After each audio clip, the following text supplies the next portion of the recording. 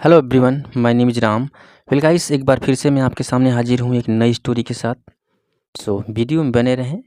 मैं ज़्यादा बात नहीं करूँगा इस वीडियो में बने रहें। देखिए किस तरह से अनुवाद किया जाता है, किस तरह से इंग्लिश से हिंदी में कन्वर्ट किया जाता है। सो देखते हैं, ठीक है। अगर फर्स्ट टाइम इस चैनल पर विजिट किए हैं, फर्स्ट टाइम इस वीडियो को देख रहे हैं, तो आप सभी लोगों से एक ही रिक्वेस्ट है, इस चैनल को सब्सक्राइब एंड वीडियो को लाइक करना ना भूलें, ठीक है। तो गाइस, जो ये बुक है ना, इस बुक में ऐसी स्टोरियाँ हैं जो बच्चों को बहुत पसंद आने वाली हैं। जो अभी बिगिनर हैं, जो इंग्लिश सीख रहे हैं, उनके लिए तो अमृत है, ठीक है। तो वीडियो में बने रहें। सबसे पहले देखेंगे स्टोरी की मेन हेडिंग, इसके बाद देखते हैं स्टोरी में क्या है। सो यहाँ लिखा है the old man and his friends, ठीक है। ओल्ड मतलब होता है पुराना या बूढ़ा। मैन मतलब आप सभी जानते हैं, आदमी को कहते हैं मैन। तो एक पुराना आदमी समझ लीजिए या बूढ़ा आदमी समझ लीजिए कि एक बूढ़ा आदमी एंड हिज फ्रेंड, उसका दोस्त, ठीक है। अब देखते हैं स्टोरी में क्या है। ये लिखा है there was an old man who lived in a cottage in the forest. यहाँ फुल स्टॉप है, यहाँ रुकते हैं, आराम से समझते हुए चलते हैं, ठीक है। There was an old man, कि एक बूढ़ा आदमी, हु लिव्ड यानी जो रहता था। कहाँ रहता था भाई? इन अ कोटेज। कोटेज मतलब होता है कि झोपड़ी, एक झोपड़ी में रहता था। झोपड़ी कहाँ थी? इन द फॉरेस्ट, वो झोपड़ी थी जंगल में। फॉरेस्ट मतलब होता है जंगल, ठीक है।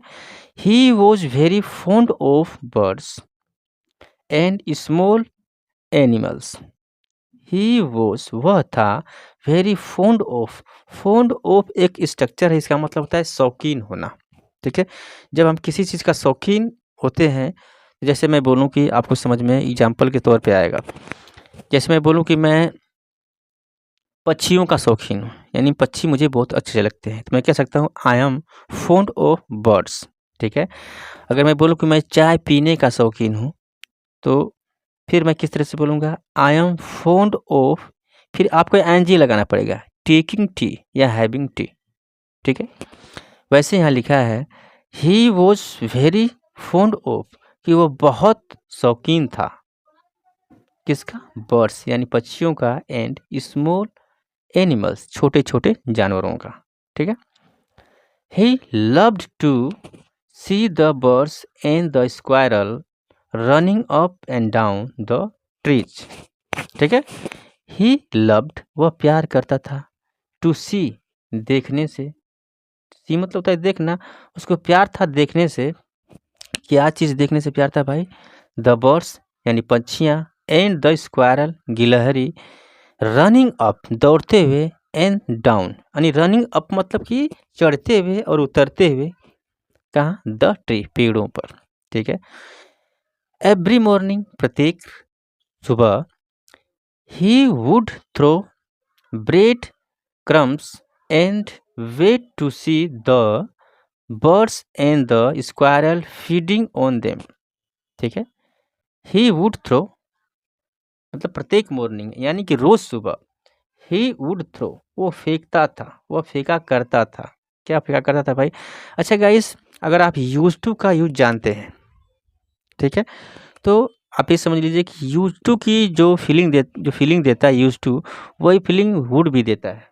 अगर आपने पढ़ा होगा तो आपको पता होगा, नहीं समझ लीजिए कि प्रत्येक मॉर्निंग, हर सुबह, ही वुड थ्रो वह फेंका करता था, ब्रेड यानी कि रोटियां, क्रम्स मतलब होता है कि रोटी के टुकड़े, यानी रोटी के टुकड़े फेंका करता था, एंड वेट टू सी और इंतजार करता था, टू सी देखने के लिए, द बर्ड्स पक्षियों को, एंड द स्क्वायरल गिलहरियों को, फीडिंग ऑन देम उसे खाते हुए देखने के लिए वो इंतजार करता था। रोटी का टुकड़ा फेंकता था, इसके बाद इंतजार करता था कि वो कब खाएंगे, ठीक है। Okay.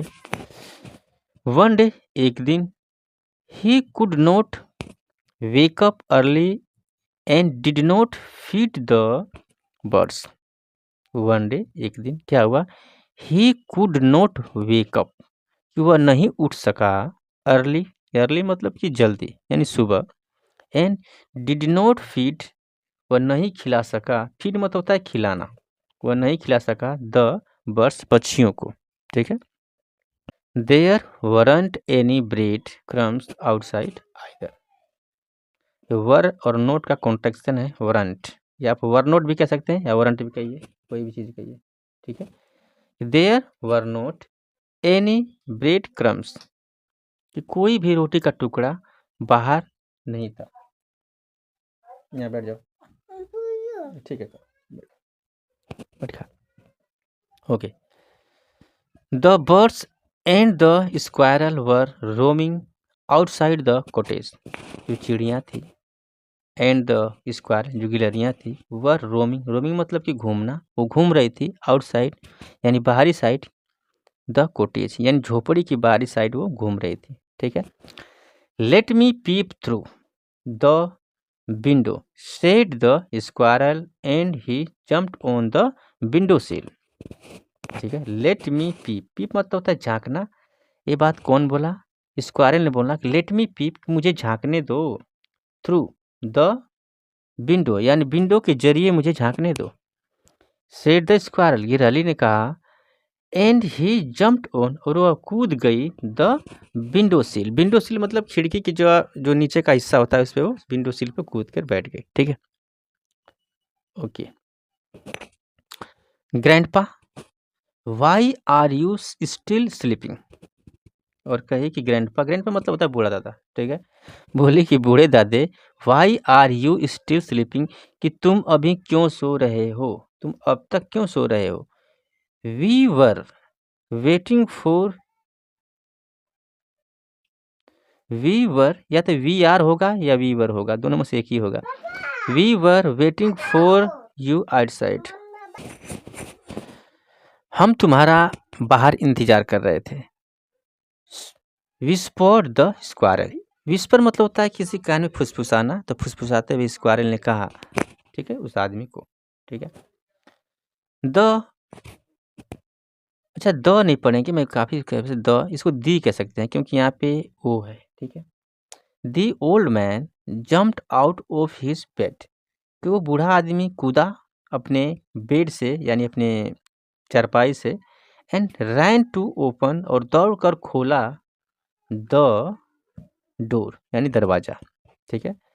The old man so, उस बूढ़े आदमी ने देखा, द बर्ड्स पक्षियों को, and the small animals standing, उसने देखा कि छोटे छोटे जानवर स्टैंडिंग यानी खड़े हैं, कहाँ खड़े हैं भाई, आउटसाइड द कॉटेज यानी उसकी झोपड़ी के बाहर छोटे छोटे जानवर खड़े हैं, ठीक है। Okay. He was very happy to see his new friend, he was very happy, वह बहुत खुश था, टू सी देखकर, हिज न्यू फ्रेंड अपने नए दोस्त देखकर यानी कि नए जानवर देखकर वो बहुत खुश था। कमिंग टू हिज कॉटेज यानी कि, अच्छा यहाँ कुछ लिखा है, थोड़ा सा मुझे मोबाइल की तरफ खसकाना पड़ेगा, जस्ट अ मिनट। ओके, इसके बाद नहीं लिखा है के बाद कुछ भी। कमिंग टू हिज कॉटेज, उसने देखा कि मेरे झोपड़ी पे कुछ नए नए जानवर आए हैं, तो ये देखकर बहुत खुश हुआ। He, okay, he took out the bread, उसने रोटियां निकाली। He took out the bread crumbs, crumbs मतलब टुकड़ा, मैंने आपको बताया कि रोटियों का उसने टुकड़ा निकाला, एंड फेड देम, और उन्हें खिला दिया। तो गाइस ये स्टोरी थी, कितनी मस्त स्टोरी थी, ठीक है। आप चाहें तो स्क्रीनशॉट लीजिए और घर पे प्रैक्टिस कीजिए, मैं ऐसे कर देता हूँ, बहुत ज़रूरी है प्रैक्टिस। तो मिलते हैं नेक्स्ट वीडियो में, थैंक्स फॉर वॉचिंग, धन्यवाद।